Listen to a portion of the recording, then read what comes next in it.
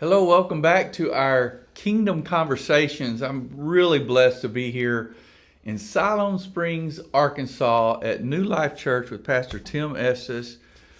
Tim's been a great friend of mine for many, many years, and Nancy and I have just thoroughly enjoyed this weekend. First of all, just getting to visit with Pastor Tim and his wife Tricia, just wonderful time. But then, oh my goodness, this morning was amazing. It was. Walking into this beautiful new building and then just seeing the beautiful people, the beautiful presence of God. And I told the congregation, I am just so blessed to see how God is blessing and see how God is moving. And so I really appreciate Pastor Tim taking the time with us today. I'd like to just start, if you will, just talk a little bit about yourself, your family, and how you're in Siloam Springs. Sure. Well, let me reciprocate by saying thank you and Nancy. We've had just a great time and feel like that this connection was orchestrated by God. Amen. Unquestionably. I followed my father, who pastored 30 years prior to our pastorate. And my mother is still living. She's 86 years young. And my dad was my hero. He passed into glory on July the 3rd, 3 years ago. Wow. So it's a big loss for us. But they moved here in 1968. I was 2 years old. And in a snowstorm in January came and then began to labor for the Lord in a very small church, about 30 people. And then I graduated high school, went to Texas Bible College down in Houston, and attended Pastor Jim's father's church for a while. And then I met this beautiful young lady down there, and Tricia and I got married at Life Tabernacle. Pastor James Kilgore. A lot of history connected there, yeah. He helped officiate our wedding. And then we came back in 1989 as a youth pastor here. And in 95, my dad retired. We became the lead pastor.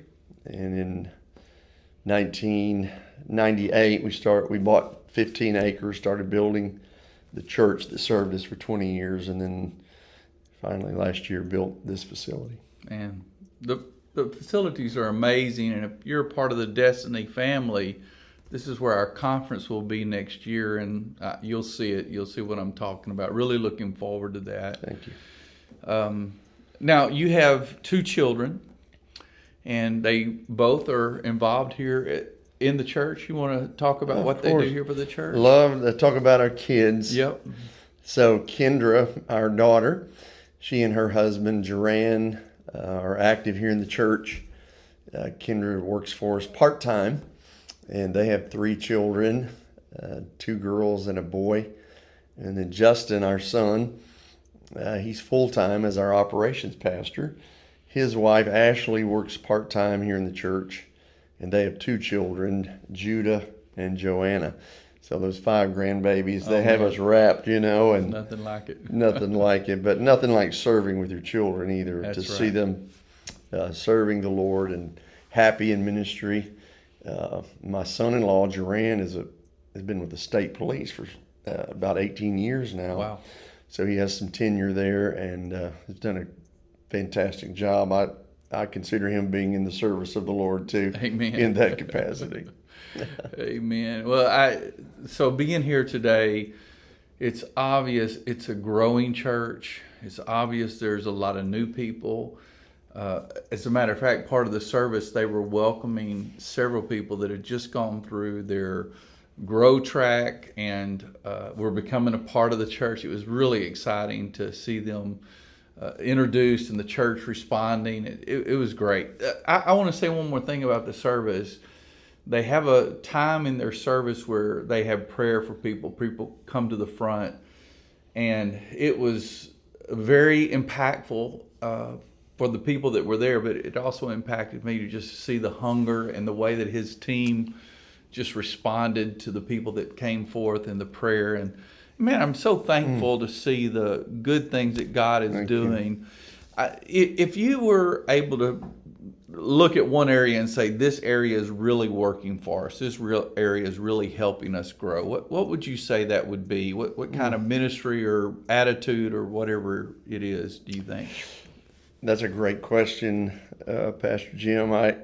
There are a lot of factors to that equation, I believe. As I mentioned to you, I'm blessed to mentor a few guys now. I guess that comes with the older age, but it's a privilege. And they ask, how do you grow? What's going on at New Life? How do you do it? The first thing I say is good business. And that doesn't sound real spiritual.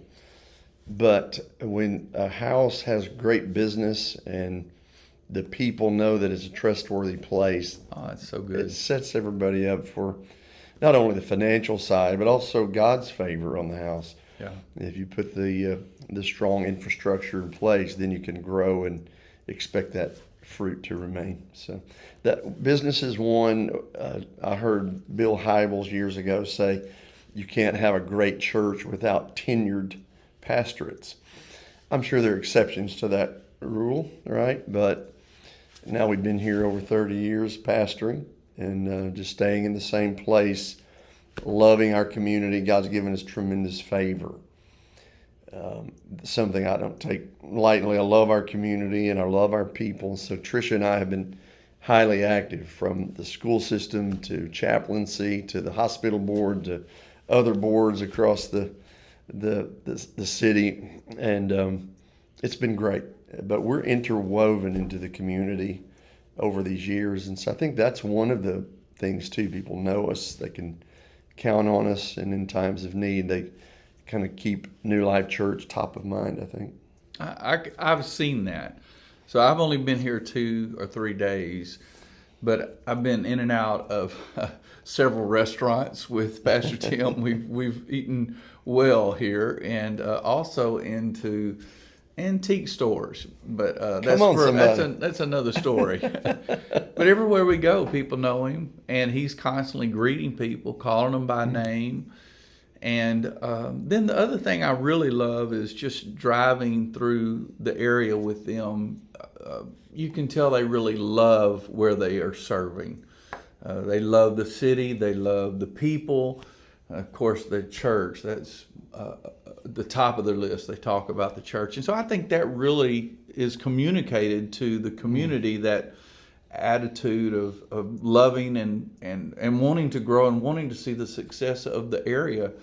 Pastor Tim didn't mention it, but there was a tragedy in the area this past week, and today, this was something that just happened on Friday, and today that family was in church. They're not a part of the church, but they came here, and so they're looking for ministry, and New Life is definitely providing that. So that was beautiful.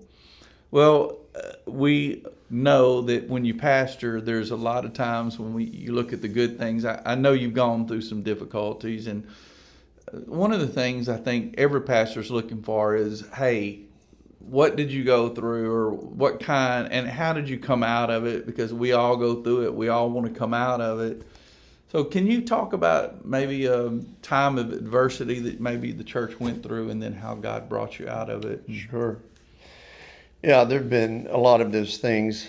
And of course, the beautiful part about there being struggle is how the Lord delivers and gets the glory for it all at the end. But a couple of things came to mind. One of them being human beings. I don't know why God didn't give pastors halos and wings, but he didn't. He chose to use human beings. Yeah.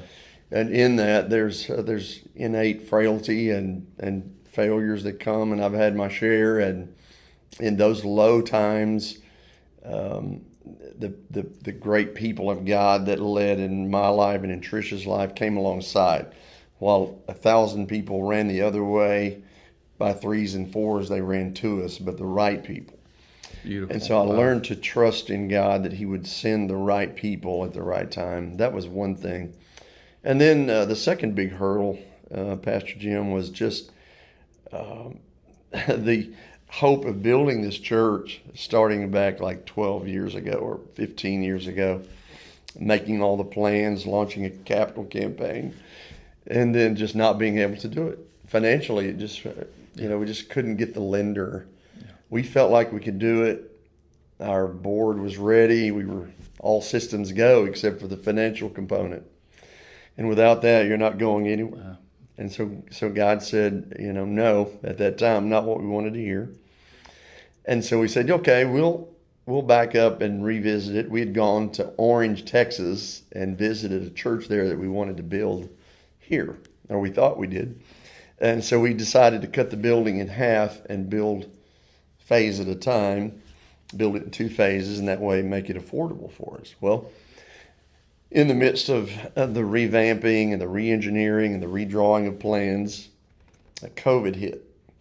And so we let the building out for bid, and when the bids came in, half of the building was more than the entire building prior to COVID. Wow. So once again, we hit the pause button, and I was really, really frustrated. And I just surrendered to the Lord. I said, okay, God, maybe I'm not the guy to build it. And if that's the case, I'm okay with it. It's been in my heart. You gave me a dream as a young man that I'd pastor a certain church that I saw, but thy will be done. And shortly thereafter, we got the traction. The pieces fell in place. The lender came about. And it wasn't the church that we had envisioned, but it was this church. It's the one that God wanted in His time.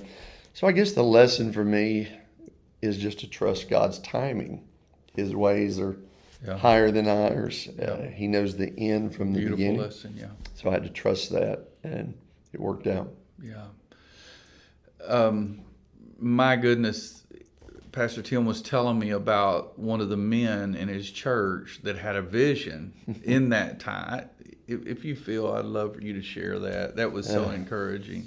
One of the most profound things happened. A man who was new to our church, he and his wife started coming and had issues with his heart. So he was in the hospital. They found out he's going to have a heart valve replaced.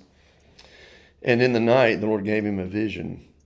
And he called me, and he was very emphatic, I guess is the word. He said, Pastor Tim, you got to come to my bedside. I have seen a vision of the new church. And at that time, of course, there was no new church, and we were pretty discouraged about all of that.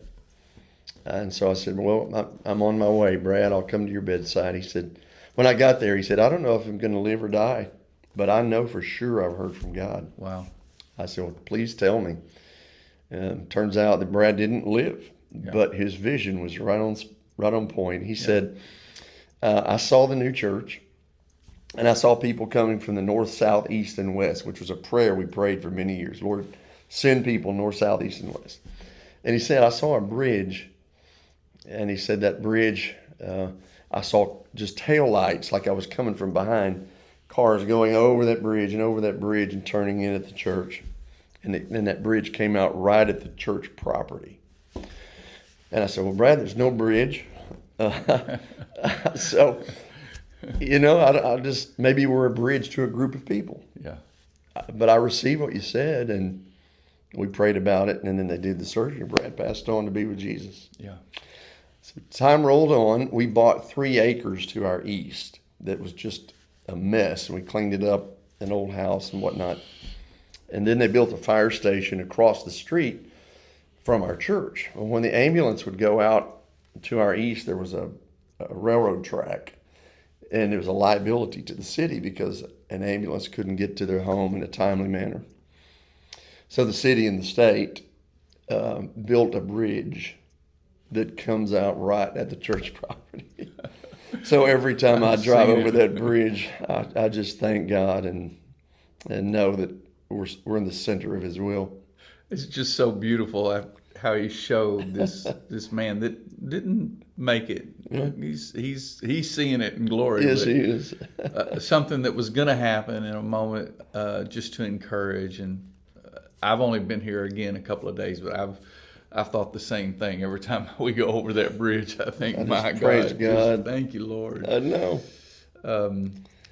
Well, I mentioned earlier the new people that were coming in, and just kind of to close out, can you talk us through maybe when new people come, how do you bring them in? How do you get them to that place where they're part of your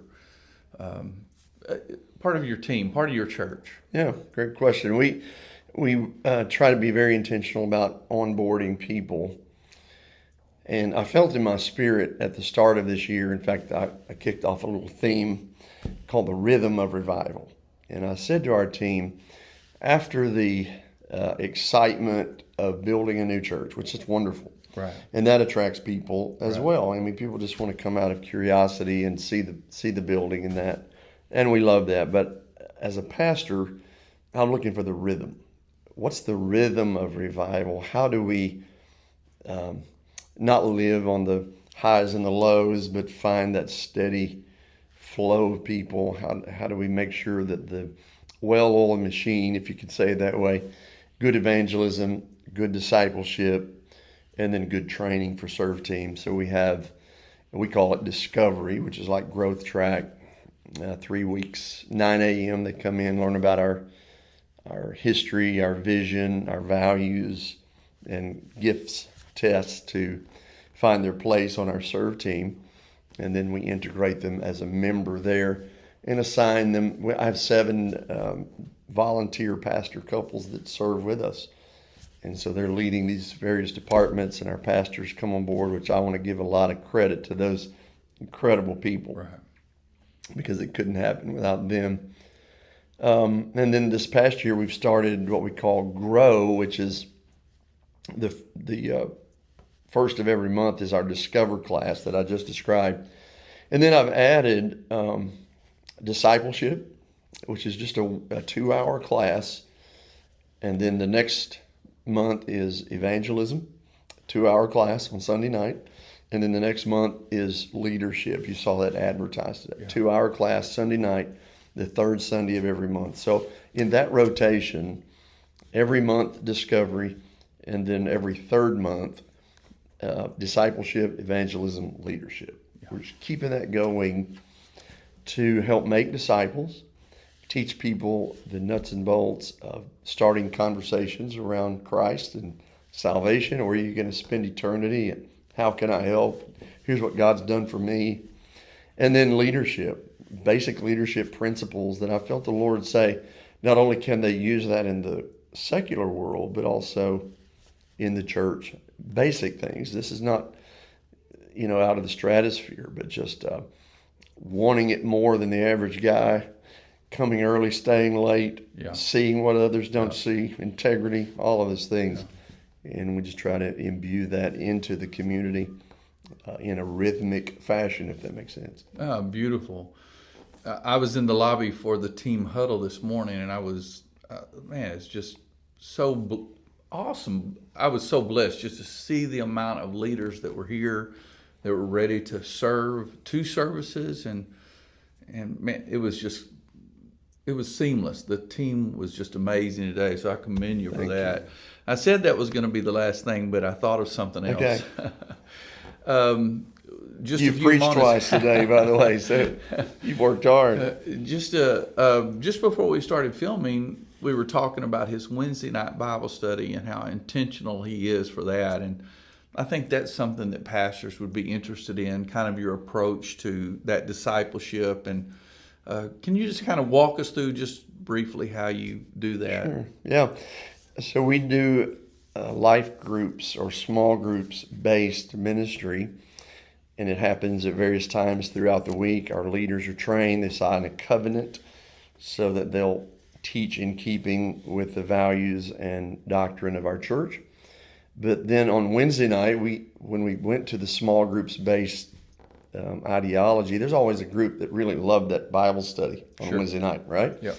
So I said, we're going to keep that going. It's going to look a little different. We're not going to do the worship and the media and all that, but we're going to come together. I'll be highly prepared. So I prepare notes, and I put together the best Bible studies that I can. I'd really try to make it something worth their time. And so I'll teach for 45 minutes. They've got notes to follow. And afterward, we have good food and fellowship, too. That kind of baits them in, right? Yeah, absolutely. But we have a good time, and it's profitable. I broadcast it just on Facebook Live from our church. And so we'll have a nice group that are at home that can't get from work to home to the church, but from their recliner, they'll sit there and have Bible study with me. Yeah. And so we keep that going. It's worked for us. Yeah. Yeah. Awesome. Yeah.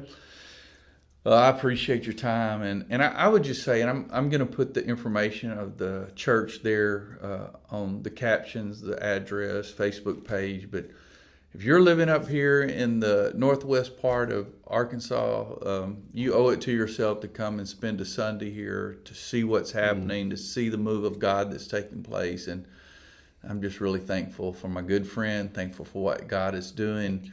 And again, thank you for this. I love you. I love you, too. family. Thank you. God bless. God bless you. We'll talk to you soon.